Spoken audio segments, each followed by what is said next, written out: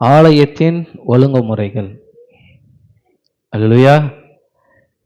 நான் நிறைய தடவை சொல்லி பார்த்துட்டேன், நார்மலாக சொல்லிட்டேன். சரி, ஒரு மெசேஜாகவே சொல்லலாம் அப்படின்ட்டு என்ன பண்ணுறேன், ஆலயத்தில் என்னென்ன பண்ணணும், எதை எதை செய்யக்கூடாது, எது எப்படி எப்படி இருக்கணும், ஆலயத்தில் ஒழுங்குமுறை என்ன, இதெல்லாம் நான் சரி சொல்லலாமே, தியானிக்கலாமே இதை பற்றி அப்படின்ட்டு நான் அதுக்காக வெயிட் பண்ணிட்டு இருந்தேன். இந்த கடந்த வாரத்தில் கர்த்தர் எனக்கு ஒரு சில வார்த்தைகளை கொடுத்தார்.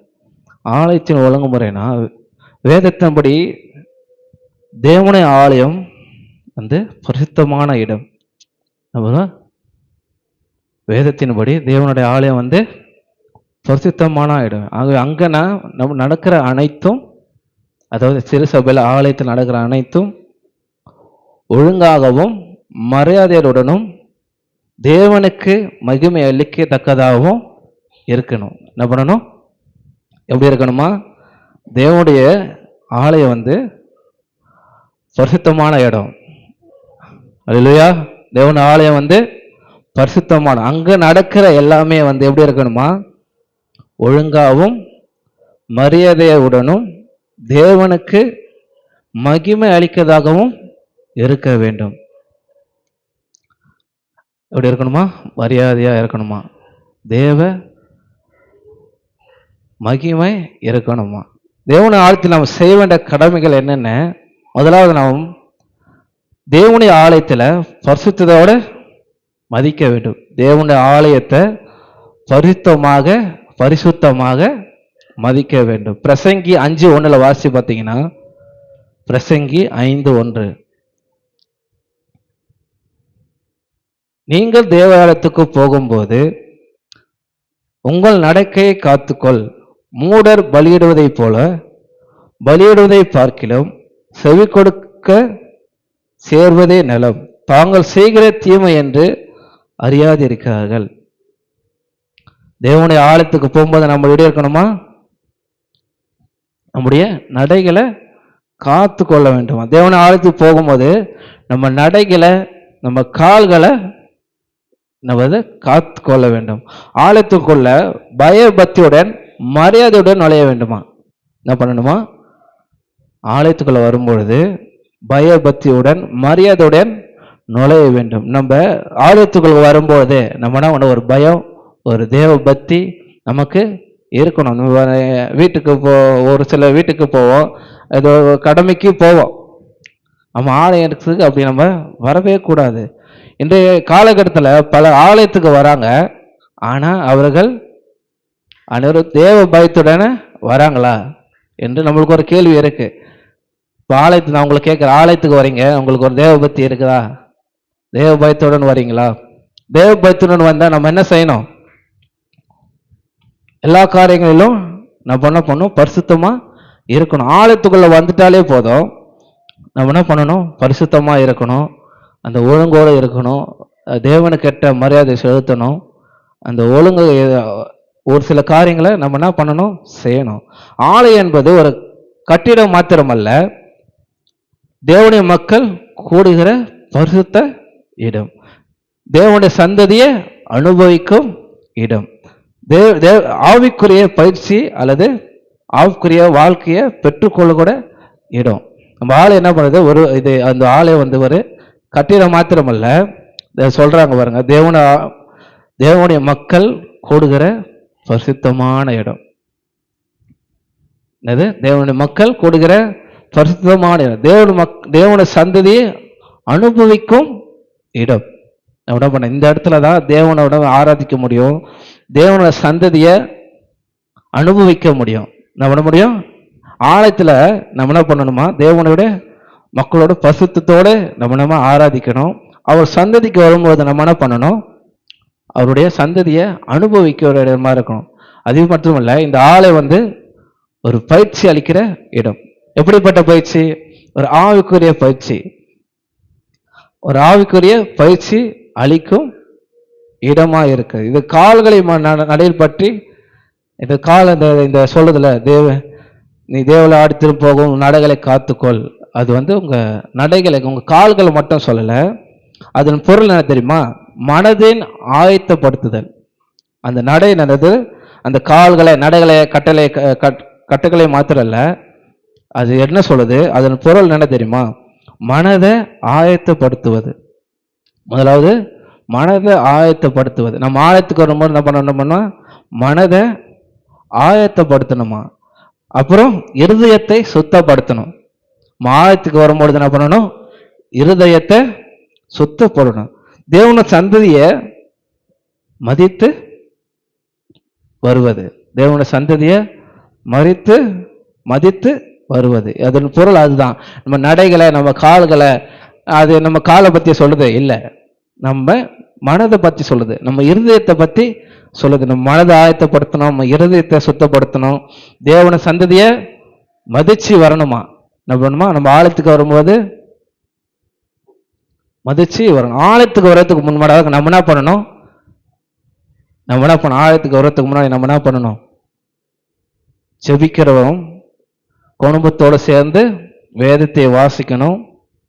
ஆண்டவரை சந்ததியை நோக்கி ஆண்டவர் சந்ததிக்கு போகிறோம் என்ற உணர்வு வர வேண்டும். என்ன பண்ணும்? நம்ம வாழ்க்கையில் என்ன பண்ணணும்? ஆலயத்துக்கு வரத்துக்கு முன்னாடி ஸ்ட்ரைட்டாக நம்ம குளிச்சுட்டு நம்ம என்ன ஸ்ட்ரைட்டாக வந்துடக்கூடாது. நம்ம அங்கே நின்று ஜெபம் பண்ணணும். ஃபஸ்ட்டு ஜெபிக்கணும், அப்புறம் வேத வாசிக்கணும். ஆண்டவர் சந்ததிக்கு போகிறோம் என்ற ஒரு உணர்வு இருக்கணும் வாழ்க்கையில். அப்படிப்பட்ட உணர்வு இருக்கணும். தேவனுடைய ஆலயத்துக்கு போகும்போது பரிசுத்தத்தோடு போனோம். பரிசுத்தத்தோடு ஆலயத்துக்குள்ள காலடியை நம்ம எடுத்து வைக்கணும். நம்ம கால் எடுத்து வைக்கும் போதே நம்ம என்ன பண்ணணும்? பரிசுத்தம் ஆயிடணும். என்ன காரியம்னா நம்ம வெளியே நடந்திருக்கலாம், பட் ஆலயத்துக்குள்ள வரும்பொழுது நம்ம எப்படி வரணுமா? பரிசுத்தத்தோடு ஆலயத்துக்குள்ள வரணுமா. ரெண்டாவது நம்ம பார்க்கலாம், ஜெப ஆவியோடு வர வேண்டும். சங்கீதம் 104 வாட்சி பாருங்க. சங்கீதம் 104. அவர் வாசலில் துதியோடும் பிராகாரங்களில் புகழ்ச்சியோடும் பிரவேசித்து அவரை துதித்து அவருடைய நாமத்தை சோத்திரம் பண்ணுங்கள். எப்படி வரணுமா? ஜெபத்தோடு. அந்த ஜெபம் எப்படி இருக்கணுமா? சோத்திரத்தோடு, துதியோடு, புகழ்ச்சியோடு அவரை துதிக்க, அவருடைய சமூகத்தை பிரவேசிக்க வேணும். எப்படி என்ன பண்ணணும்? அவர் ஜெபிக்க, அந்த ஜெபம் எப்படி இருக்கணுமா? சோத்திரத்தோடு இருக்கணுமா, ஒரு துதியோடு இருக்கணுமா, ஒரு புகழ்ச்சியோடு இருக்கணுமா. அப்படி புகழ்ச்சி துதியோடு அவருடைய பிரகாசத்தில் புகழ்ச்சியோடு பிரவேசிக்கணுமா. நம்ம என்ன பண்ணணுமா? சோத்திரத்தோட புகழ்ச்சியோட அவரோட நாமத்தை நம்ம மையப்படுத்த போறோம். ஒரு ஜெபத்தோட, ஜெப ஆவியோட நம்ம என்ன பண்ணணும்? வரணும். ஆலயத்துக்கு வரும்போது ஒரு பழக்கம் மட்டும் இல்லை, தேவனை ஆராதிக்க வருவதாக இருக்கணும். ஒரு பழக்க வழக்கமாகவே நம்ம அதை வச்சுக்கவே கூடாது. ஆலயத்துக்கு போகணும், ஞாயிற்றுக்கிழமான சர்ச்சைக்கு போகணும், அது என்ன பண்ணணும்? அந்த ஒரு நிலைமையில் ஆலயத்துக்கு போனீங்கன்னா தேவனை ஆராதிக்க மட்டும்தான் வரணும். அது ஒரு பழக்க வழக்கமாக அதை நம்ம வச்சுக்க கூடாது. இப்போ ஒரு சில என்ன பண்ணுறாங்க, ஞாயிற்றுக்கிழமை மட்டும் அது ஒரு பழக்கமாக வச்சுக்கிறாங்க. அந்த பழக்கத்தை நம்ம வெட்டணும். அந்த ஒரு பழக்கமாக இல்லை, தேவனை ஆராதிக்கிறதாக இருக்க வேண்டும். நம்ம என்ன பண்ணணும்? துதியோட, புகழ்ச்சியோட, சோத்திரத்தோட என்ன பண்ணணும்? ஜெப ஆவியோட நம்ம என்ன பண்ணணும்? ஆலயத்துக்குள்ள வரணும். ரெண்டாவது என்ன பண்ணணும்? ஜெப ஆவியோட ஆலயத்துக்குள்ள வரணும். அதே போல் மூன்றாவது நம்ம பார்க்கலாம். மூன்றாவது தான் ரொம்ப முக்கியமானது. நேரத்தை கடைபிடிக்க வேண்டும். ஆராய்ச்சி தொடங்குவதற்கு முன்பதாகவே நம்ம என்ன பண்ணணும்? ஆயத்தமா இருக்கணும். 9 மணிக்கு சர்ச்சா, நம்ம எத்தனை மணிக்கெல்லாம் இருக்கணும்? ஒரு 8:45, 8:50, 8:30 ஆலயம் தொடங்கத்துக்கு முன்பதாகவே நம்ம என்ன பண்ணணும்? வந்துடணும். நம்ம என்ன பண்ணணும்? ஆலயம் தொடங்கத்துக்கு முன்னாவே நேரத்துக்கு வரணும். நேரத்துக்கு முன்பதாகவே வரணும். நம்ம காத்திருந்தோன்னா நம்ம என்ன பண்ணுவாரு? கர்த்தர் என்ன பண்ணுவாரு? நம்ம டைமுக்கு வந்துட்டுனா என்ன பண்ணுவாரு? அதற்குரிய ஆசீர்வாதத்தை கர்த்தர் தருவார். தொடர்ந்து முன்னாடி நம்ம வந்துட்டோம்னா அதுக்கு நம்ம என்ன பண்ணணும்? ஆயத்தமா இருக்கணும். இந்த மத்தேயு 25 அதிகாரத்தில் நீங்க வாட்சி பார்த்தீங்கன்னா 10 கன்னிகைகளை பத்தி சொல்றாங்க. அவங்க என்ன பண்றாங்க? அவங்க என்ன பண்றாங்க? காத்திருக்கிறாங்க. யாரு காத்திருக்கிறாங்க? மணவாளனுக்காக காத்திருக்காங்க. அவன் என்ன பண்றாங்க? மணவாளனுக்காக காத்திருக்காங்க. நம்ம என்ன பண்ணணும்? ஆலயம் தொடங்கத்து மாதிரி நம்ம உட்கார்ந்துட்டு நம்ம என்ன பண்ணோம்? மணவாளனுக்காக காத்திருக்கணும். நம்மள இப்போ நீங்க இப்போ ஒரு 5 கன்னிகை பார்த்தீங்கன்னா ஆயத்தோட வந்திருப்பாங்க. எண்ணெயை எக்ஸ்ட்ரா எடுத்துட்டு வந்திருப்பாங்க. 5 கன்னிகை என்ன பண்ணுவாங்க? ஆயத்தம் இல்லாமல் வருவாங்க. இருக்கிற நம்ம எங்கன்னா வாங்கிக்கலாம், கடையில் வாங்கிக்கலாம் அப்படி என்ன பண்ணுவாங்க? அப்படி வருவாங்க. நம்ம அப்படி இருக்கக்கூடாது. அந்த 5 கன்னிகைகள் ஆயத்தத்தோடு வந்தாங்கல்ல, அந்த ஆயத்தத்தோட நம்ம என்ன பண்ண முன்னாடியே வந்து எல்லாத்தையும் வாங்கி நான் என்ன பண்ணணும்? தேவன் அதாவது வருவதற்குள்ளவே, அந்த மணவாளன் வருவதற்குள்ளவே நம்ம என்ன பண்ணணும்? ஆலயத்துக்குள்ள இருக்கணும். அந்த 5 கன்னிகை போல நம்ம என்ன பண்ணணும்? ஆலயத்துக்குள்ள இருக்கிறவளா இருக்கணும். இந்த அந்த புத்தி இல்லாத 5 கன்னிகை என்ன பண்றாங்க? கைவிடப்படுறாங்க. ஏன்னா மணவாளன் வருவதற்கு முன்னாடி நம்ம வந்துட்டா நம்மள அந்த வாசலுக்குள்ள நம்மள பிரவேசிக்க முடியும். மணவாளன் வந்துட்ட பிறகு நம்மளால பிரவேசிக்க முடியுமா? முடியாதுல்ல. அந்த நல்ல உதாரணம் இது. இந்த 10 கன்னிகைக்கு வந்து நல்ல உதாரணம். நம்ம ஆயத்தமா இருந்தா கர்த்தர் வருவார். டைமுக்கு நம்ம வந்துட்டோம்னா கர்த்தர், நம்ம டைமுக்கு முன்னாடியே வந்துட்டோம்னா கர்த்தர் என்ன பண்ணுவாரு? அவர் வரும்போது நம்ம அவருக்குள்ள பிரவேசிப்போம்.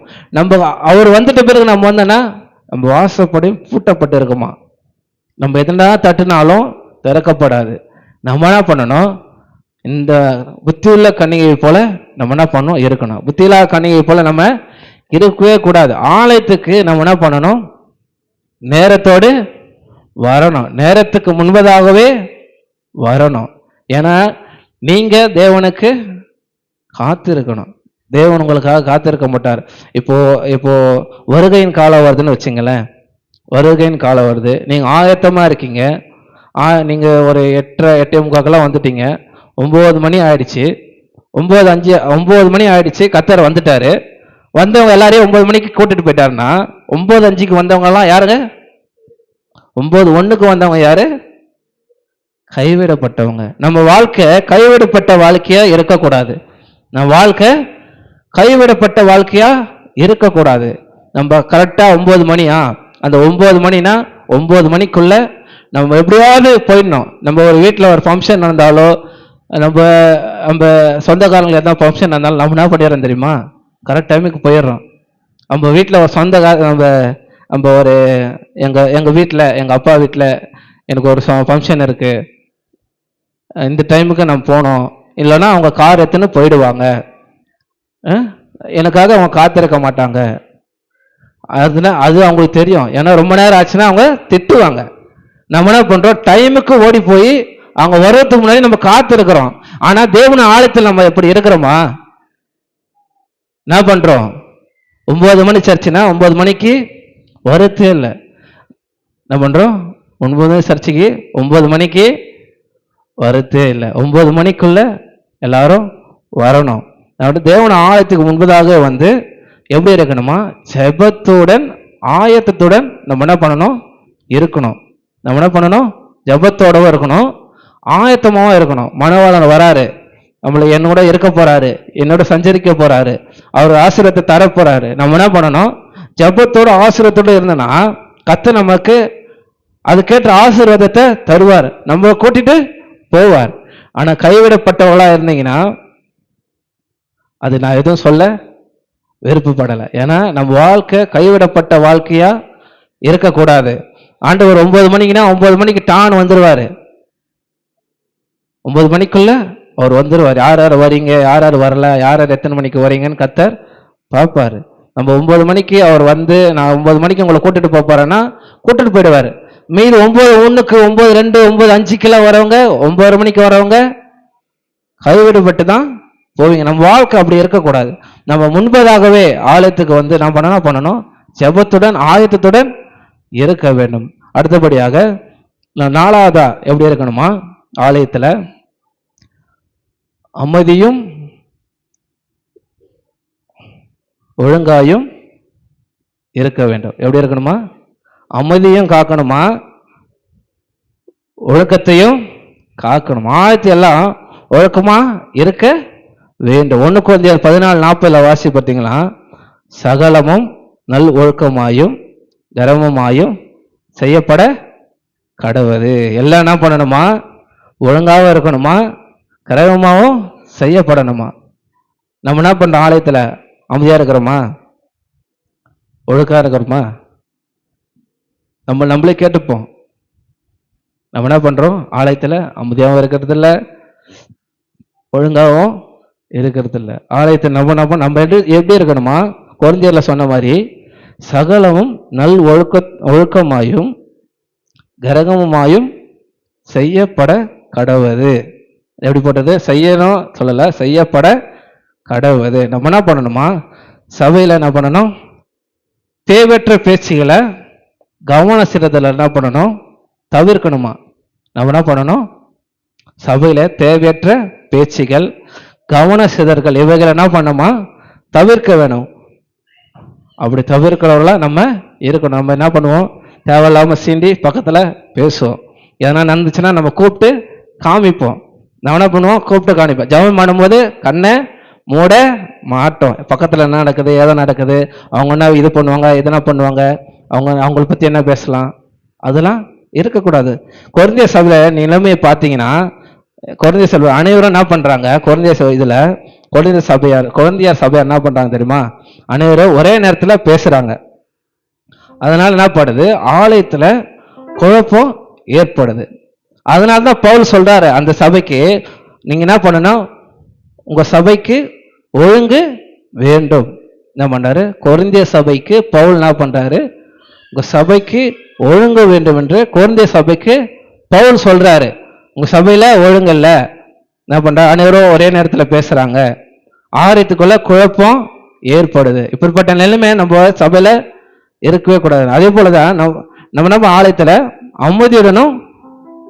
அமைதியையும் ஒழுக்கத்தையும் நம்ம என்ன பண்ணணும்? கடைப்பிடிக்கலா இருக்கணும். ஆலயத்திற்கு நேரத்திற்கு வரணும். என்ன பண்ணணும்? ஆலயத்திற்கு நேரத்துக்கு வரணும். ஆராதனைய கவனிக்க வேணும். என்ன பண்ணணும்? ஆராதனை கவனிக்கணும். தேவையற்ற பேச்சுகளை தவிர்க்கணும். மொபைலை சைலண்ட் மோட்ல போடணும். என்ன பண்ணணும்? அது ஒரு ஒழுங்கு தான். மொபைலை சைலண்ட்ல போடணும், அதுவும் ஒரு ஒழுங்கு தான். தேவையற்ற பேச்சுகளை நம்ம என்ன பண்ணணும்? அதை விட்டுடணும். மற்றவரின் ஆராதனையே கெடுக்காமல் இருக்கணும். நம்ம என்ன பண்றோம்? மற்றவங்க ஆராதிக்கும் போது குறுக்களை என்ன பண்றோம்? டிஸ்டர்ப் பண்றோம். நம்ம டைமுக்கு வந்திருந்தா நமக்கு அந்த கேப் இருக்கும், சேர் காலியாக இருந்திருக்கும், நம்ம என்ன பண்றோம்? போய் உட்காந்துருப்போம். பட் நம்ம லேட்டாக வந்தனால என்ன பண்றோம்? நம்ம மற்றவங்களை இடிச்சுட்டு தான் அடுத்த சேருக்கு போறோம். அப்படி இருக்கக்கூடாது. நடுவில் என்ன பண்றோம்? நமக்கு பிள்ளைங்க ஓடுறாங்க, இது பண்றாங்க, அப்படி என்ன பண்றோம்? நம்ம என்ன பண்றோம்? சுற்றி நிற்கிறோம். பிள்ளைகளை கண்டிக்கிறது, இது பண்றது, அது பண்றது, அப்படி என்ன பண்றோம்? அது பார்க்கறதுக்கு எனக்கே ஒழுங்கா இல்லைனா கர்த்தருக்கு எப்படி ஒழுங்கா இருக்கும்? நம்ம என்ன பண்ணணும்? மற்ற ஆராதனை கெடுக்காமல் இருக்கணும். என்ன பண்ணணும்? மற்ற ஆராதனையை கெடுக்கிற அவங்க அனல் கொண்டு ஜெபிச்சு கொண்டு இருப்பாங்க, கண்ணு மூடி என்ன கர்த்தரை ஆராய்ச்சி கொண்டு இருப்பாங்க. நீங்க அவங்க கிராஸ் பண்ணும்போது நீங்க இடிச்சுட்டு போவீங்க. என்ன பண்ண? அவங்கள டிஸ்டர்ப் ஏற்படும். அப்படிப்பட்ட நிலைமை நம்ம போடக்கூடாது, இருக்கக்கூடாது. நம்ம என்ன பண்ணணும்? அனைத்தையும் ஒழுங்கும் கிரகமாயும் செய்ய வேண்டும். நம்ம தேவையற்ற பேச்சுக்களை நம்ம இடத்துல நிற்கணும், நேரத்துக்கு வரணும். அதே போல மொபைல்ல சைலண்ட்ல போகணும். ஆராதனையை கவனிக்கணும். ஆராதனை எப்படி கவனிக்கணும்? கண்ணை மூடி கவனிக்கணும். கண்ணை திறந்தேன்னு யார் யார் என்ன பண்றாங்க, யாரெல்லாம் கை தட்டுறாங்க, யாரெல்லாம் பாட்டு பாடுறாங்க, யாரெல்லாம் அந்நிய பாஷையில பேசுறாங்க, அதுவும் ஒரு ஒழுங்கு கேடுதான்.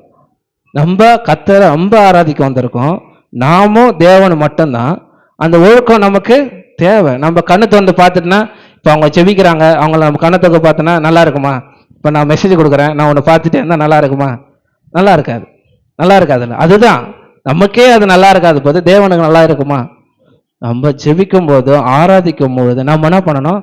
கண்களை மூடி தேவனை நோக்கி பார்க்கணும், மற்றவங்களை நோக்கி பார்க்கக்கூடாது. நம்ம என்ன பண்ணணும்? அமைதியாயும் ஒழுக்கமாயும் இருக்கணும். தேவையற்ற பேச்சுகளை தவிர்க்கணும். மற்ற காரியங்கள் அனைத்தையும் அனைத்தும் ஒழுங்கும் கரமாக நம்ம செய்யறவளா இருக்கணும். எத்தனை பேருக்கு நான் பேசுறது புரியுது? நான் பேசுறது புரியுதா எல்லாருக்கும்? ஒரு அல்லேலூயா கூட இல்லையே. அல்லேலூயா. நம்ம சபை எப்படி இருக்கணும்னு, நம்ம எப்படி இருக்கணும், நம்ம சபை எப்படி இருக்கணும், நம்ம சபை வளர்ச்சி எப்படி இருக்கணும் நான் பேசுறேன். எல்லாம் கவனிச்சிங்கன்னா நல்லா இருக்கும். அல்லேலூயா. நம்ம என்ன பண்ணணும்னா ஒழுங்கும் கிரமமா எல்லாத்தையும் செய்யணும். அடுத்து 5வதாக தேவனுடைய வார்த்தையை மரியாதையுடன் கேட்க வேண்டும். என்ன பண்ணணும்? மரியாதையுடன் தேவனுடைய வார்த்தையை கேட்க வேண்டும். அது மாத்திரமல்ல, தேவனுடைய வார்த்தைக்கு கீழ்ப்படிய வேண்டும். என்ன பண்ணணும்? 5வதாக நான் சொல்றேன், தேவனுடைய வார்த்தையை மரியாதையுடன் கேட்கணும், மரியாதை கொடுத்து கேட்கணும், தேவனுடைய வார்த்தைக்கு கீழ்ப்படிய வேண்டும். யாக்கோபு 1:22 வாசிச்சு பாருங்க. யாக்கோபு 1:22. அல்லாமலும் நீங்கள் உங்களை வஞ்சாதபடிக்கு திருவசனத்தை கேட்கிறவளாய் மாத்திரமல்லாமல் அதன்படி செய்கிறவளாயும் இருக்க வேண்டும். நான் திருவசனத்தை கேட்கிற மாத்திரம் இருக்கிறோமா? கேட்கிற மாத்திரம் இருக்கக்கூடாது, அதன்படி செய்கிறவளா இருக்கணும். என்ன பண்ணணும்? இல்லை நான் கேட்கறத விட்டுறேன், நான் கேட்க மாட்டேன், அவ்வளோலாம் கிடையாது. கர்த்தருடைய வசனத்தை யார் சொன்னாலும், சிறியவராக இருந்தாலும் சரி பெரியவராக இருந்தாலும் சரி, அதை என்ன பண்ணணும்? ஒரு மரியாதையுடனே கேட்கணுமா. அது கேட்டு அந்த வசனம் பேசுறது நானா இருக்கலாம், பட் நான் பேசுறது கர்த்தருடைய வார்த்தை. அந்த வார்த்தையை நம்ம என்ன பண்ணணும்? முதல்ல கேட்கணும். பேசுறது நானா இருக்கலாம், பட் நான் கொடுக்கறது கர்த்தருடைய வார்த்தை. என்னுடைய வார்த்தையை நான் கொடுக்கல, கர்த்தருடைய வார்த்தையை நான் கொடுக்குறேன். அது என்ன பண்ணணும்? நம்ம என்ன பண்ணணும்? மரியாதையுடன் கேட்கணும். கேட்கிற மாத்திரமல்ல, நம்ம திருவசனத்தை நம்ம என்ன பண்ணணுமா? அதன்படி நடக்கிறவளா இருக்கணும். யாக்கோபு 1:22 அதான் சொல்லுது, அல்லாமல் நீங்கள் உங்கள் வஞ்சாதபடிக்கு, அதாவது நீங்க உங்க வஞ்சிக்காதபடிக்கு நீங்க என்ன பண்ணணும்? திருவசனத்தை கேட்கிறவளாய் மாத்திரமல்ல அதன்படி செய்கிறவளாய் இருக்கிறோம். நம்மளை வஞ்சாதபடிக்கு அந்த திருவசனத்தை நம்ம என்ன பண்ணணும்? சத்துரு நம்ம வஞ்சித்தரக்கூடாது. அதாவது வழியருகே கல்லில் முட்களில் விதைக்கப்பட்ட வார்த்தைகளை நம்ம வார்த்தை இருக்கக்கூடாது. அந்த வார்த்தை நல்ல நிலத்தில் விடப்பட்ட வார்த்தையாக இருக்கணும். அப்போதான் அந்த வார்த்தை என்ன பண்ணும்? 30, 60, 100 பலன் தரும். அதே நிலத்தை போட்டுட்டு நம்ம சும்மா போயிடுவோமா? இல்லை. நம்ம நிலத்துல போட்டால் அதுக்கு நம்ம என்ன பண்ணுவோம்? தண்ணி ஊற்றுவோம், மருந்து போடுவோம், எல்லாம் போடுவோம் இல்லையா? நம்ம என்ன பண்ண வார்த்தை அந்த வார்த்தையை நம்ம விட்டுட்டோன்னா, அந்த நெல் அப்படியே விட்டுட்டோன்னா பஞ்சிடும், காஞ்சிரும். நம்ம அப்படியே விட்டோம்னா காஞ்சிரும். தண்ணி ஊற்றலாம்னா காஞ்சிரும்.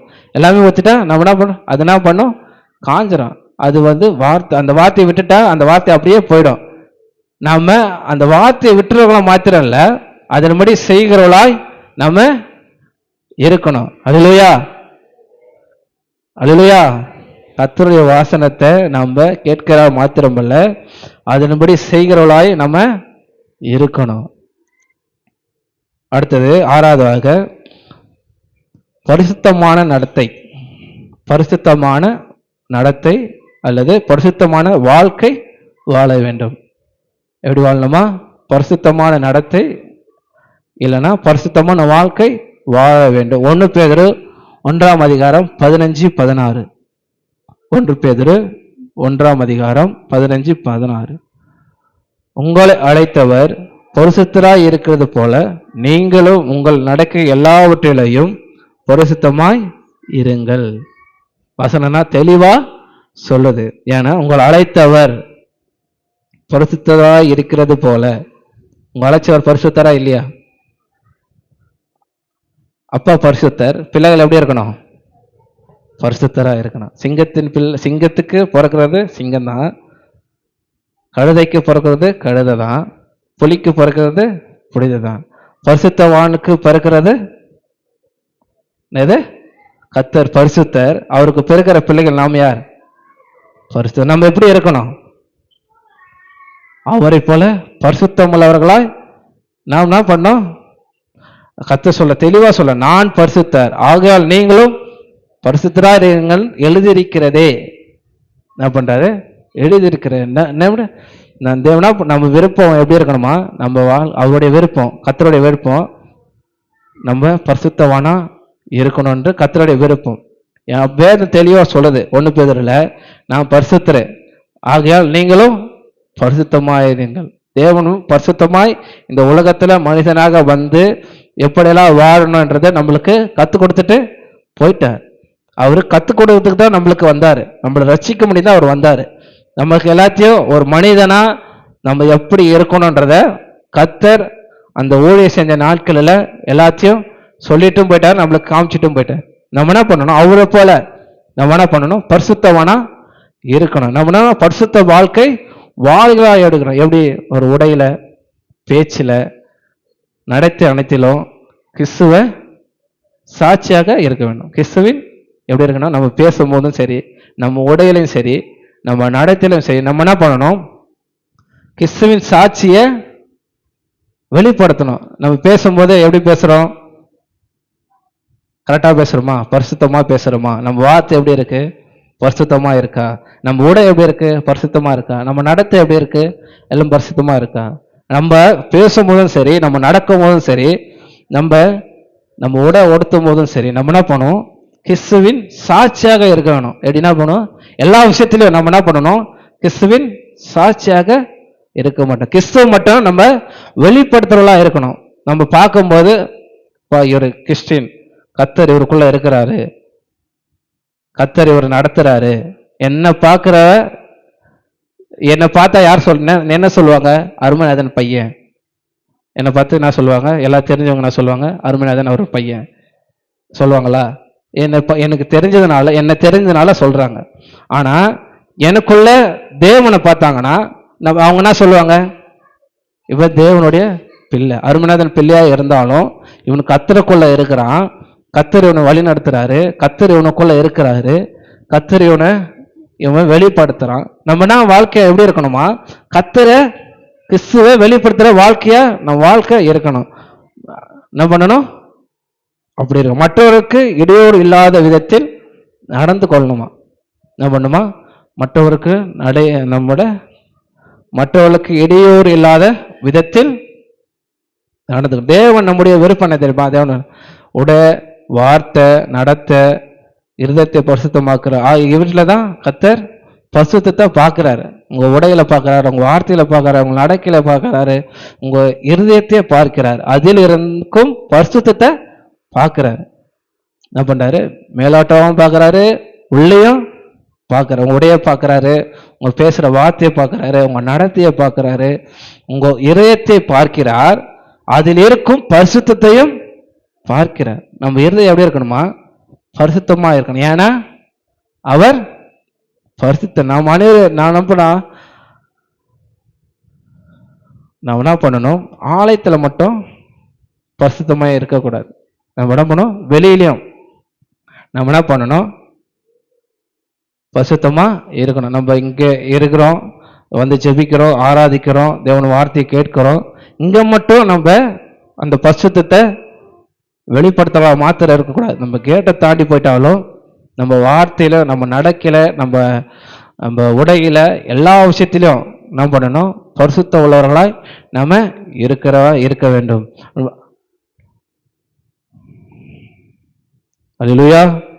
நம்ம என்ன பண்ணணும்? அவரை போல பரிசுத்த உள்ளவர்களாய் எல்லா விஷயத்திலையும், ஆலயத்தில் மாத்திரமில்ல வெளியிலும் சரி, எல்லா விஷயத்திலும் பரிசுத்த உள்ளவர்களாய் நாம் இருக்க வேண்டும். அடுத்தபடியாக இதுவரை எத்தனை சொல்லியிருக்கேன்? 6 சொல்லியிருக்கேன். என்னென்ன சொல்லியிருக்கேன் சொல்லுங்க பார்க்கலாம். இல்லை, எத்தனை பேர் கேட்குறீங்க நான் தெரிஞ்சுக்கணும்ல.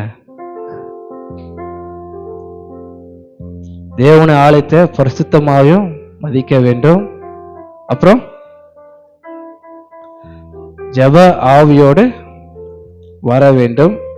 நேரத்தை கடைபிடிக்க வேண்டும். அமைதியாயும் ஒழுங்காயும் காக்க வேண்டும்.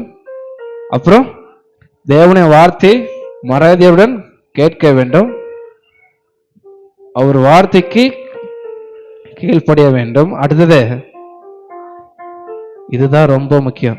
நம்ம வாழ்க்கையில பரிசுத்தம் தான் ரொம்ப முக்கியம். பரிசுத்த வாழ்க்கை நம்ம வாழ்கிறா இருக்கணும். அடுத்தது 7வது நம்ம சுவாசிக்க, ஆலயத்தில் அன்பும் ஐக்கியம் உள்ளவர்களாக இருக்க வேண்டும். என்ன பண்ணணுமா? நம்ம ஆலயத்துள்ள அன்பும் ஐக்கியமும் உள்ளவர்களாய் இருக்க வேண்டும். ஆலயத்துக்குள் அன்பும் ஐக்கியமும் ரொம்ப முக்கியம். அன்பு ஐக்கியமும் ரொம்ப முக்கியம்.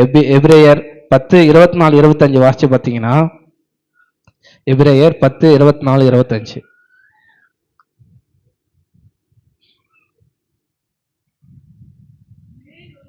ம் ம் ம் ஆ ம்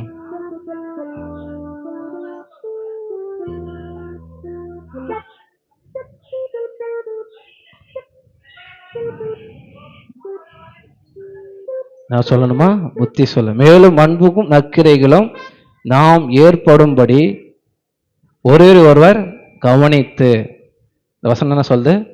என்ன பண்ணணுமா? ஒருவரை கவனிக்கணும். சபை கூடுவரை சிலர் விட்டு விடுவதைப் போல நாமும் விட்டு விடாமல் ஒருவரை புத்தி சொல்ல கடவோம். என்ன பண்ணுமா? ஒருவருக்கொருவர் புத்தி சொல்ல. எப்படி சொல்லணும்? அன்போடு. நம்ம என்ன பண்ணணும்? சபை வர்றதுல விட்டு விடாமல், சபை கூடுவத சிலர் விட்டு விடுறது போல. நம்ம சில பேர் என்ன பண்ணுறாங்க? சபை கூடுவதில் விட்டுடுறாங்க. அவங்கள விட்டு போனோடனே என்ன பண்ணுறாங்க? ஒரு சிலர் அவங்கள கவனிக்கிறது கூட இல்லை, அவங்களோட அன்பு செலுத்துறதும் இல்லை. இப்போ நம்மளுக்கு ரொம்ப பழக்கமானவங்க சர்ச்சைக்கு வரலான்னு நம்ம என்ன பண்ணுவோம் தெரியுமா? நம்ம என்ன பண்ணுவோம்? ஃபோன் பண்ணி கேட்போம். அவங்களுக்கு மாத்திரம் நம்ம அன்பு செலுத்துறவங்களா இருக்கக்கூடாது, எல்லாருக்குமே நம்ம. ஏன்னா இது சபை, நம்ம ஒரு குடும்பம். நம்ம ஒரு குடும்பமா சபை தேவனை ஆராதிக்கிறோம். நம்ம என்ன பண்ண, நமக்குள்ள அந்த அன்பும் ஐக்கியமும் இருக்க வேண்டும். விட்டுறது போல ஒருவரை புத்தி சொல்ல கடவோம். நாளானது சமீபித்து வருகிறது. என்ன வருது? நாளானது சமீபித்து வருகிறது. எவ்வளவாய் பார்க்கிறீர்களே அவ்வளவாய் புத்தி சொல்ல வேண்டும். நம்ம என்ன பண்ணணுமா? புத்தி சொல்றவளா இருக்க வேண்டும். எப்படி சொல்லணுமா? அன்பிலும் ஐக்கியத்திலும். நம்ம ஒருவரை ஊக்குவிக்கணுமா? என்ன பண்ணணும்?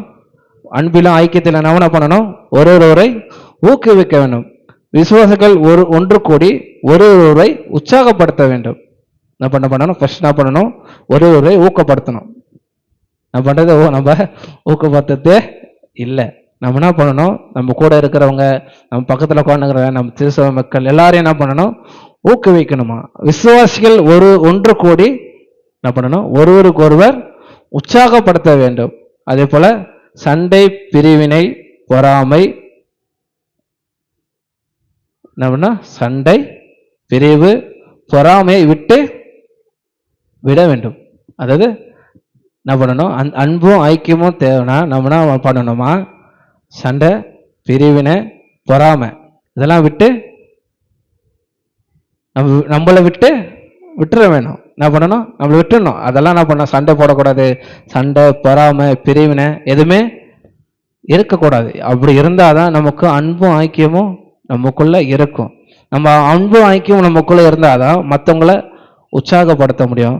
நம்ம மற்றவங்கள ஆலயத்துக்குள்ள அன்போட வரவேற்க முடியும். நம்ம ஐக்கியமா நம்ம இருக்க முடியும். இந்த சண்டை, சச்சரவு, பிரிவினை, பொறாமை நமக்குள்ள இருந்தா அன்பு இருக்காது, ஐக்கியமும் இருக்காது. நம்ம ஆலயத்துல எப்படி இருக்கணுமா? அன்போடும் ஐக்கியத்தோடும் நம்ம என்ன பண்ண உள்ளவர்களாய் இருக்க வேண்டும். எட்டாவதாக தசமபாகம் மற்றும் காணிக்கையில் உண்மையா இருக்க வேண்டும். என்ன பண்ணணுமா? அதாவது சபையில என்னென்ன இருக்கணும்ன்றதுல இதுவும் ஒன்று. நான் அது தசமபாக காணிக்கை பத்தி பேசலாம், யாரும் தப்பா நினைக்க வேண்டாம். சபையின் ஒழுங்குகளை இதுவும் ஒன்று. தசமபாகம் மற்றும் காணிக்கையில் உண்மையாக இருக்க வேண்டும். என்ன பண்ணணும்? தேவனுக்கு உண்மையாய் காணிக்கை செலுத்த வேண்டும். மல்கியா 3:10 வாசிச்சு பாருங்க. மல்கியா 3:10. என் ஆலயத்தில் உண்டாயிருக்கும்படி தசம்பங்கள் எல்லாம் பண்டக சாலையிலே கொண்டு வாருங்கள். எப்படி போட்டிருக்கு? என் ஆலயத்தில் ஆகாரம் உண்டாயிருக்கும்படி தசம பாகம் பண்டக சாலையிலே கொண்டு வாருங்கள். தசம பாகத்தை எங்க கொண்டு வரணுமா? பண்டக சாலையில கொண்டு வரணும். அப்போது நான் வானத்தின் பல கனிகளை திறந்து இனம் கொள்ளாமல் மட்டும் உங்கள் மேல் ஆசீர்வாதத்தை வர்ஷிக்க மாட்டேன் என்று அதனால என்னை சோதித்து பாருங்கள். என்ன பண்றாரு என்று சேனைகள் கர்த்தர் சொல்கிறார். நமக்கு இருக்கிற நம்ம சம்பாதிக்கிற சம்பாதிப்புல தசம பாகமும் காணிக்கையும் ரொம்ப முக்கியம். அதுல நம்ம என்ன பண்ணணும்? உண்மையா இருக்கணும். எல்லா விஷயத்திலையும் நம்ம என்ன பண்ணணும்? அதுல உண்மையா இருக்கணும். அது உண்மையா நம்ம எப்படி இருக்கணுமா? தேவன்கிட்டே சொல்றாரு பாருங்க, என்ன நீங்க சோதிச்சு பாருங்க, என்னை கொடுத்து நீங்க சோதிச்சு பாருங்க. நீங்க எனக்கு இவ்வளவு வந்தது, நான் இவ்வளவு தசம்பாகம் இவ்வளவு காணிக்க நான் கொடுக்குறேன், கத்தரை கண்டு நான் கொடுக்குறேன். நீ கொடுத்துட்டு அவர் சொல்றாரு சோதித்து பாருங்கள் என்று சொல்ற. நீங்க எனக்கு கொடுத்து சோதிச்சு பாருங்களேன். என்ன பண்ணுவாரு? அவர் என்ன பண்ணுவாரு? வானத்தின் பல கனிகளை திறந்து இடம் கொள்ளாத மட்டும் உங்களை நிரப்புவார். வானத்தின் இளம் கொள்ளாத மட்டும் உங்களை நிரப்பணுமா? காணிக்கையிலும் தசம்பாகிலும் நம்ம என்ன பண்ணணும்? உண்மையா இருக்கணும். அவரே சொல்றாரு என்று சேனைகளை கர்த்தர் சொல்லுகிறார். சோதித்து பாருங்கள் என்ற சேனைகள் கர்த்தர். நம்ம உண்மையா இருந்தனா கர்த்தர் நமக்கு உண்மையா இருப்பார். நம்ம கர்த்தருக்கு உண்மையா இல்லைன்னா கர்த்தர் நமக்கு உண்மையா இருக்க மாட்டார். நம்ம என்ன பண்ண, உங்களுக்கு இடம் கொள்ளாத மட்டும் நீங்க நிரப்பு பண்ணணுமா? இடம் கொள்ளாத அளவுக்கு உங்க வீடு நிரப்பப்படணுமா? நீ கர்த்தர் உங்களுக்கு கொடுப்பதில் நீங்க எல்லாத்துலயும் உண்மையா இருக்கணும். எல்லா விஷயத்திலும் என்ன பண்ணணும்? காணிக்கையிலும் சரி தசம்பாவத்திலும் சரி உண்மையா இருக்க வேண்டும். அடுத்தபடியாக ஊழியர்களை மதிக்க வேண்டும், இல்லது ஊழியர்களை கீழ்ப்படிய வேண்டும். எபிரேயர் 13:17. எபிரேயர் 13:17.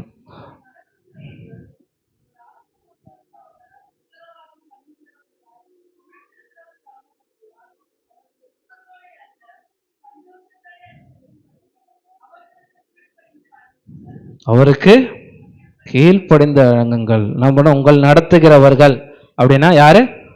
ஊழியக்காரங்க. சின்ன ஊழியக்காரா இருந்தாலும் சரி, பெரிய ஊழியர்கள் யார் இருந்தாலும் சரி, நம்ம என்ன பண்ணணும்? ஊழியக்காரர்களை மதிக்கணும். அவங்க எது சொன்னாங்களோ அதுக்கு நம்ம கீழ்ப்படிக்கணும். சின்ன பையன் தானே, நான் ஏன் மதிக்கணும்? அவ்வளோ இல்லை. நான் சின்னவனா இருக்கலாம், என்னை விட சின்னவங்களும் இருக்கலாம். ஆனால் அவங்க மனுஷங்களை நம்ம என்ன பண்ணக்கூடாது? பார்க்கக்கூடாது.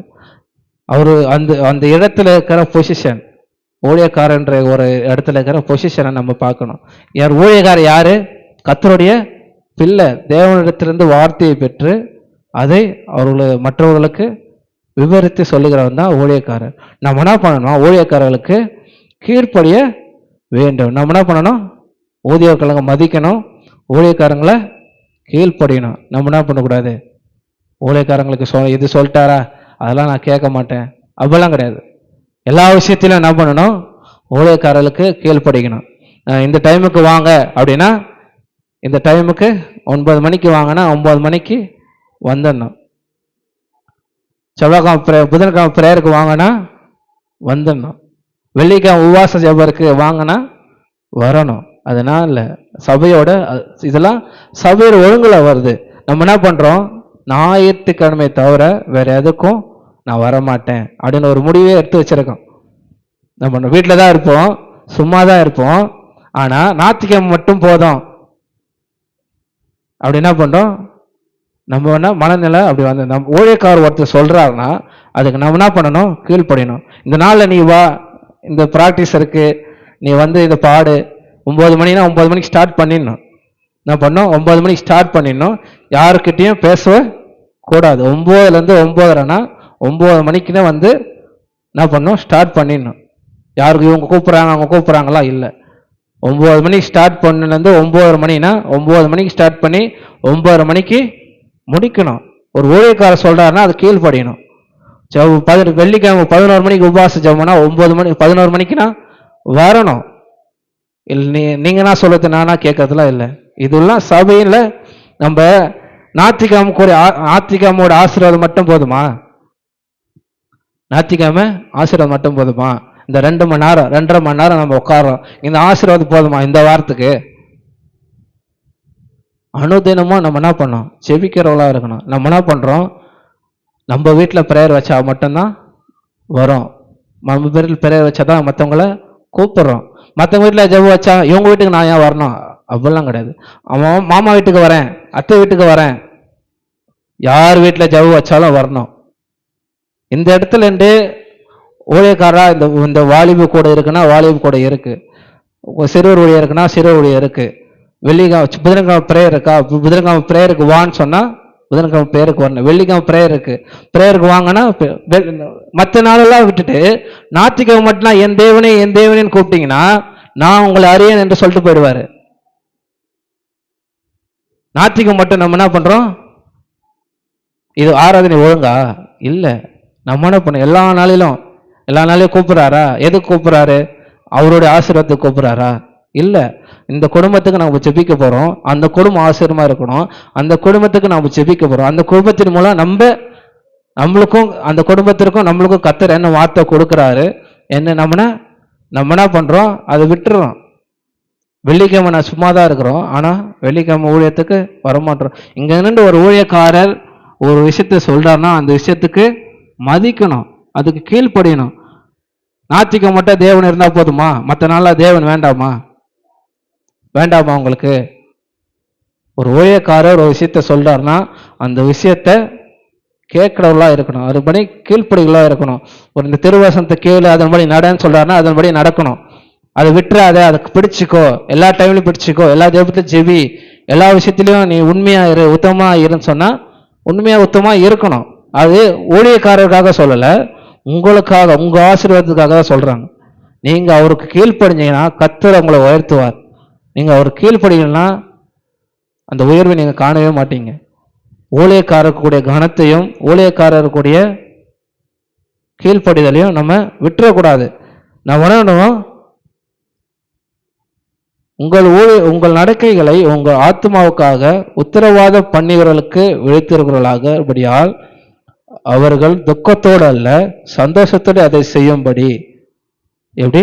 துக்கத்தோடு அல்ல சந்தோஷத்தை அதை செய்யும்படி அவர்களுக்கு கீழ்ப்படிந்து அடங்குங்கள். வேதம் தெளிவா சொல்லுது, நீங்க ஊழியக்காரர் துக்கப்படுத்த கூடாது. அவர் சந்தோஷத்துக்காக என்ன பண்ணணும்? அவர் துக்கப்படுத்தினீங்கன்னா அவர் ஒரு சொட்டு கண்ணீரிட்டாலே அது நமக்கு சாபமும் முடியும். அப்படிப்பட்ட வாழ்க்கை நம்மளுக்கு வேண்டாம். நம்ம என்ன பண்ணணும்? ஊழியத்துக்கும் ஊழியக்காரங்களுக்கும் கீழ்ப்படுகிறவர்களாய் நாம் இருக்க வேண்டும். ஆவுக்குரிய தலைவர்களுக்கும் ஊழியக்காரர்களுக்கும் கீழ்ப்படைந்து மரியாதையுடன் மழதையும் ஒழுக்கத்தையும் ஆவுக்குரிய தலைவர்களுக்கு ஊழியக்காரருக்கு கீழ்ப்படைந்து மரியாதையும் ஒத்துழைப்பையும் கொடுக்க வேண்டும். நம்ம என்ன பண்ணணும்? அவருக்கு மரியாதையும் கொடுக்கணும், அவருக்கு ஒத்துழைப்பையும் கொடுக்கணும். இதுதான் கீழ்ப்படிதல். அது அடுத்ததாக ஆராதனையில் முழு மனதோடு பங்கேற்க வேண்டும். நான் ஜெனி போல அடிக்குதா? இல்ல, ஆராதனையில் முழு மனதோடு பங்கேற்க வேண்டும். பாடல்கள், ஜெபம், வேத வாசிப்பு, பிரசங்கம் ஆகிய எல்லாவற்றிலும் மனப்பூர்வமாய் முழு மனதோட பங்கேற்கணும். மெசேஜுக்கு மட்டும் போனா போதும் அப்பெல்லாம் கிடையாது. தொடக்க ஜபத்திலேருந்து முடிவு ஆசீர்வாதம் வரும் நம்ம என்ன பண்ணணும்? மனப்பூர்வமாக இருக்கணும். ஆராதனையில் நம்ம என்ன மனப்பூர்வமாக பங்கு பெற வேண்டும். ஆனால் பாடல், ஜெபம், வேத வாசிப்பு, பிரசங்கம் ஆகிய எல்லாவற்றிலும் மனதார முழு மனதுடன் பங்கேற்க வேண்டும். ஒழுங்கான ஆராதனை என்பது மனிதனுக்காக அல்ல, அது தேவனுடைய மகிமைக்காக முழு மனதுடன் தேவனை ஆராதிக்க வேண்டும். ஆராதனை என்பது இந்த மனுஷனுக்காக அல்ல, ஊழியக்காரருக்காக அல்ல, பக்கத்தில் வந்து உட்காராங்க அவங்களுக்காக அல்ல. ஆராதனை என்பது தேவனுடைய மகிமைக்காக. எது? ஆராதனை என்பது தேவனுடைய மகிமை. அதுல நான் எப்படி இருக்கணுமா? முழு மனதோடு தேவனை ஆராதிக்கலாம் இருக்கணும். நம்ம என்ன பண்ணணும்? ஆராதனையில முழு மனதோடு பங்கேற்கலாம் இருக்கணும். ஒவ்வொரு பகுதியிலையும், பாடல் பகுதியிலையும் சரி, ஆராதனை பகுதியிலும் சரி, சாட்சியின் பகுதியிலும் சரி, காணிக்கை பகுதியிலும் சரி, தேவ வார்த்தையின் பகுதியிலும் சரி, ஒவ்வொரு பகுதியிலும் நம்ம என்ன பண்ணணும்? ஆசீர்வாதம் பெரும் அளவு கூட நம்ம மனசு எப்படி இருக்கணுமா? முழு மனதுடன் இருக்க வேண்டும். ஒரு வசனம் சொல்லுது, என்ன சொல்றது தெரியுமா? உன் முழு இருதயத்தோடும், உன் முழு ஆத்மாவோடும், உன் முழு மனதோடும், என்ன சொல்லுது தெரியாதா?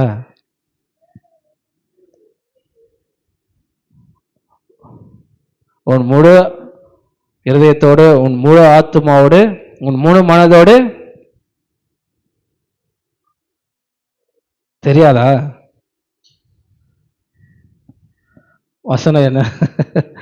எத்தனை பேருக்கு வசனம் தெரியும்? சொல்லுங்க. வசனம் தெரியும்னா சொல்லணுமே.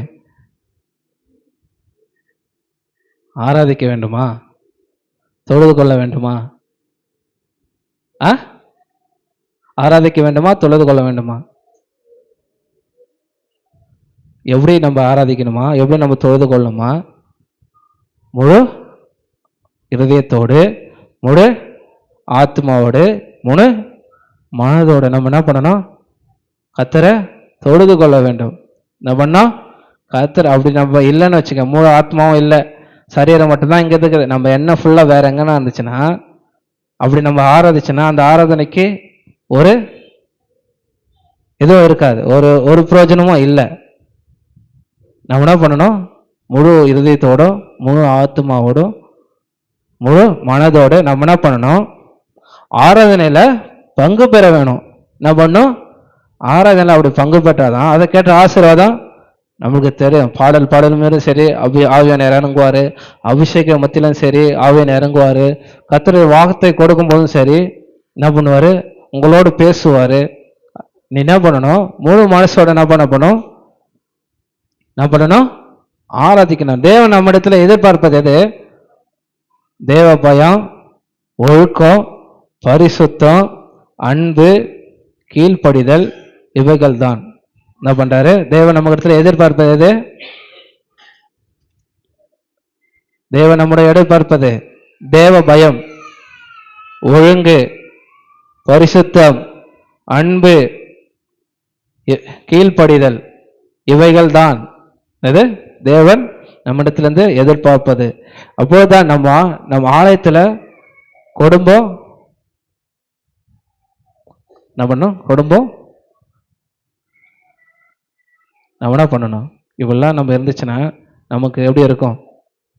தேவ பயம் இருந்துச்சுன்னா, ஒழுங்கு இருந்துச்சுன்னா, பசுத்தம் இருந்துச்சுன்னா, அன்பு இருந்துச்சுன்னா, கீழ்ப்படிதல் இருந்ததுன்னா, இவர்கள் இருந்தாதான் ஆலயமும் சரி, குடும்பமும் சரி, வாழ்க்கையும் சரி என்ன பண்ணும்? தேவனுடைய மகிமையை வெளிப்படுத்தும். இவை எதுவும் இல்லைன்னா தேவனுடைய மகிமையை வெளிப்படுத்தவே படுத்தாது. நம்ம தேவ பயம் இல்லைன்னா ஒன்றுக்கும் பிரயோஜனப்படாது, அன்பு இல்லைன்னா ஒன்றுக்கும் பிரயோஜனப்படாது. நம்ம வாழ்க்கையில எல்லாது தேவை. தேவ பயம் தேவை, அன்பு தேவை, ஒழுக்கம் தேவை, பரிசுத்தம் தேவை, கீழ்ப்படி, இவை இருந்தாதான் தேவனுடைய மகிமை நம்மிடத்துல வெளிப்படும். இவங்க எதுவுமே இல்லை, நம்ம முழு மாசமே இல்லை அப்படின்னா நம்மளுக்கு தேவ அன்பு வெளிப்பட, தேவ மகிமை வெளிப்படவே படாது. நம்ம என்ன போனோம்? ஆராதனையில முழு மனதோட பங்கு பெறவர்களா இருக்க வேண்டும். அல்லேலூயா. ஆலயம் என்பது அடுத்தது. ஆலயம் என்பது ஜெபத்தின் வீடு. ஆலயம் என்பது ஜெபத்தின் வீடு. எத்தனை பேர் கவனிக்கிறீங்க? போர் அடிக்குதா? எத்தனை பேருக்கு போர் அடிக்குது? அல்லேலூயா சொன்னாலும் சொல்ல மாட்டீங்க. போர் அடிக்குதா? போர் அடிக்குதுன்னா சொல்லுங்க, நான் முடிச்சிடுறேன்.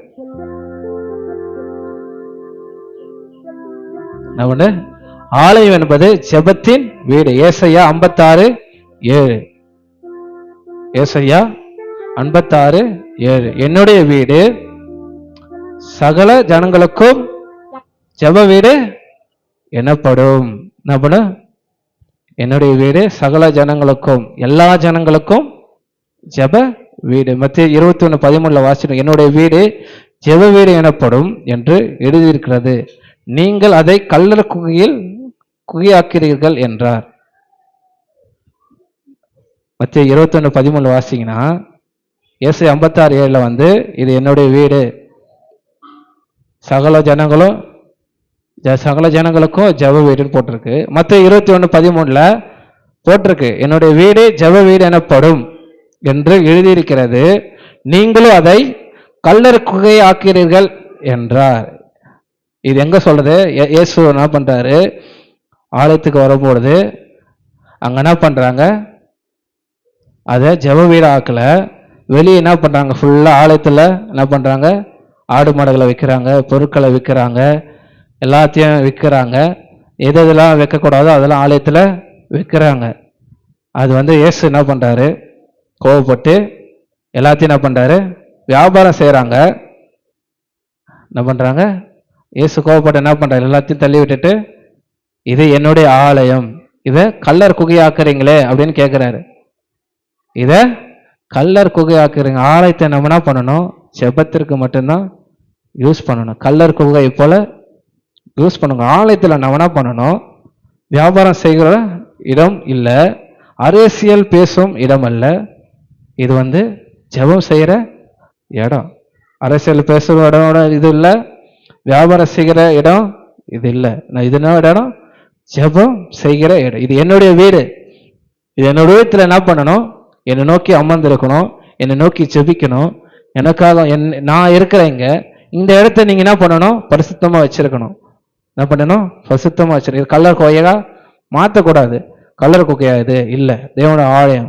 தேவனோட ஆலயத்தை நம்ம எப்படி வைக்கணுமா, ஒழுங்கா வைக்கணும். அங்க ஜெபம் மட்டும்தான், எந்த ஒரு வியாபாரமும் இருக்கக்கூடாது, எந்த ஒரு அரசியலும் இருக்கக்கூடாது. ஜெபம்னா ஜெபம் மாத்திரம்தான். என்ன பண்ணணும், நம்ம ஆலயத்துல நாம் என்ன பண்ணணும், ஜெபிக்கிறவர்களா இருக்கணும். அதை கல்லர் குகையாக ஆக்க கூடாது. ஏன்னா இது தேவனுடைய வீடா இருக்கிறது, இது தேவனுடைய வீடு. நம்ம என்ன பண்ணணும், ஜெபம் மட்டும்தான். இது ஒரு கல்லர் குகையா நம்ம மாற்றக்கூடாது. தேவன ஆலயத்துல இப்போ நம்ம வீட்டில் தேவையில்லாத பொருள் எதனா எடுத்துன்னு போய் வைப்போமா, நம்ம வீட்டில் தேவையில்லாத பொருள் எதனா எடுத்துன்னு போய் வைப்போமா, தேவையான பொருள் தான் வைப்போம். ஏன், அது நமக்கு யூஸ் ஆகும். இது தேவனோட ஆலயம். இந்த தேவனுடைய ஆலயம் எதுக்கு, ஜெபிப்பதற்கு. தேவனோட ஆலயம் ஜெபிப்பதற்கு மட்டும்தான். தேவனை ஆராதிக்கிறோம், தேவனை துதிக்கணும், தேவனை பாடணும், தேவனை மகிமைப்படுத்தணும், அதுக்கு தான். தேவன ஆலயத்தை நம்ம என்ன பண்ணக்கூடாது, கல்லர் குகையா ஆக்கக்கூடாது. இது ஏன்னா இது தேவனுடைய வீடா இருக்கிறது. ஆலயத்துல நாம் என்ன பண்ணணும், தேவ பக்தியோட நுழைய வேண்டும். எப்படி நுழையணுமா, தேவ புத்தியுடன் நுழைய வேண்டும், நேரத்தை கடைபிடிக்க வேண்டும், ஒழுங்கையும் அமைதியையும் காக்க வேண்டும், தேவனுடைய வார்த்தைக்கு கீழ்ப்படிய வேண்டும், அன்போடு ஐக்கியத்தோடும் ஆராதிக்க வேண்டும், எல்லாவற்றையும் தேவனுடைய மகிமைக்காக செய்ய வேண்டும். என்ன பண்ணுமா, எல்லாத்தையும் தேவனுக்கு மகிமைக்காக செய்யணுமா, தேவனுடைய வார்த்தைக்கு கீழ்ப்படியணுமா, அன்போடு ஐக்கியத்தோடு நம்ம இருக்கணுமா, ஒழுக்கத்தையும் அமைதியையும் நம்ம என்ன பண்ணணும், காக்கணும், தேவ பயத்துடன் நுழையணும், நேரத்துக்கு வரணும். 1 Corinthians 14:40 சொன்ன மாதிரி தான் எல்லாத்தையும் என்ன பண்ணணுமா, ஆலயத்தில் ஒழுங்காகவும் கிரமமாயும் செய்ய வேண்டும். உங்களையும் நீ கேட்டு பாருங்க, உங்களையும் நீ கேளுங்க, எல்லாம் ஒழுங்கா செய்றீங்களா, நம்ம ஆலயத்துக்கு நேரத்துக்கு வரோமா, ஜெப ஆவியோடு வரோமா, என் பேச்சு மற்றவங்களுக்கு இடையூறு இல்லாத இருக்குதா, வசனத்துக்கு நம்ம கீழ்ப்படுகிறோமா, அதன்படி நம்ம வாழ்றோமா, ஆலயத்தில் ஐக்கியத்தை நம்ம காக்கிறோமா என்று நம்ம யோசிச்சு பார்க்கணும். நம்ம அதெல்லாம் செய்யறோமா, நம்ம என்ன பண்ணணும், நம்ம ஆலயத்துக்கு நேரத்தோடு வரணும், ஜெப ஆவியோடு வரணும். என்ன பண்ணணும், மற்றவங்களுக்கு நம்ம பேச்சு இடரலாக இருக்கக்கூடாது. என்ன பண்ணணும், வசத்தின்படி வாழ்கிற அளவாக நம்ம இருக்கணும். ஆலயத்தில் ஐக்கியத்தை நம்ம என்ன பண்ணணும், காத்துக்கொள்ளணும். நம்ம இவ செய்வோமா நம்ம வாழ்க்கையில, எத்தனை பேர் செய்ய போறீங்க, இதுக்கப்புறம் எத்தனை பேர் செய்ய போறீங்க, ஆலயத்தில் நான் இதெல்லாம் செய்ய போறேன், ஆலயத்தில் நான் இதெல்லாம் சொன்னாங்களே, ஆலயத்தில் நான் டைமுக்கு வர போகிறேன், ஆலயத்தில் நான் ஒழுங்காக இருக்க போகிறேன், தேவ வார்த்தைக்கு கீழ்ப்படிய போகிறேன், அன்போடு ஐக்கியத்தோடு இருக்க போகிறேன், எல்லாத்துலேயும் நான் வந்து உண்மையை உத்தமாக இருக்க போகிறேன். எத்தனை பேர் இருக்க போகிறீங்க? யாரும் இல்லையா? ஆலயத்தில் நம்ம ஒழுங்காக இருந்தால் போதும். நம்ம என்ன பண்ணுவார் கர்த்தர்? நம்ம ஒழுங்கா பார்ப்பார், நம்ம உண்மையாக இருக்கிறோமா பார்ப்பார், நம்ம பரிசுத்தமாக இருக்கிறோமா பார்ப்பார். என்ன பண்ணுவார்? எல்லா விஷயத்தையும், ஒரு சின்ன சின்ன விஷயத்த கூட கர்த்தர் நோட் பண்ணுவார். நம்ம ஆலயத்தில் நம்ம எப்படி இருக்கிறோம், என்ன பண்ணுறோம், ஆலயத்தில் நம்ம எப்படி இருக்கிறோம், நம்ம உண்மையாக இருக்கிறோமா, ஆலயத்தில் பரிசுத்தோடு ஆராதிக்கிறோமா, நம்ம மற்றவர்களுக்கு இடையூறு உள்ளதாக இருக்கிறோமா?